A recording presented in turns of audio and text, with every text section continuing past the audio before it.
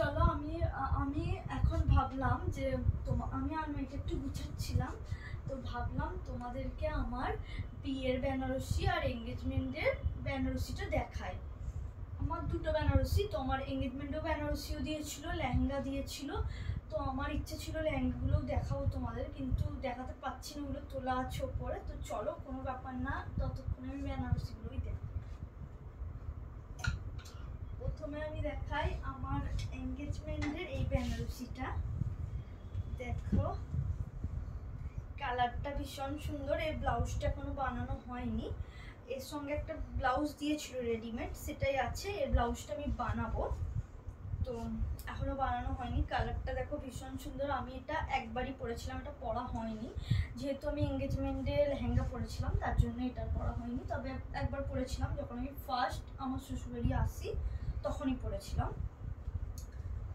হয়তো ভাববে এটা খুলে দেখ।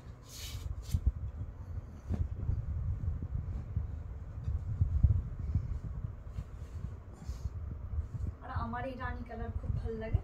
চলো আমি বিয়ের বেনারসিটা দেখাই।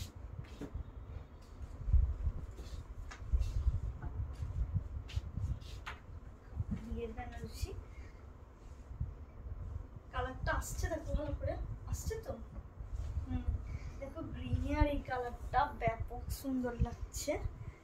তো আর ব্লাউজটা আছে, এই ব্লাউজটা আছে, দেখো এখানটা।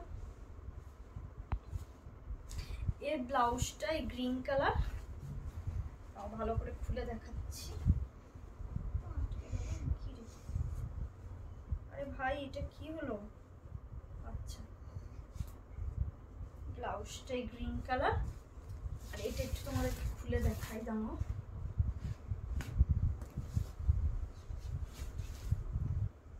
এটা কি আঁচল না কি বলে তো?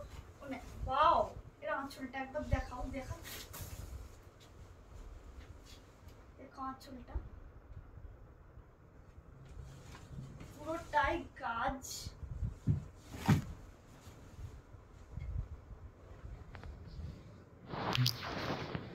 এর কাজগুলো খুবই সুন্দর। আমি তখন বুঝতে পারিনি বিয়ের দিন, এখন খুলে দেখছি।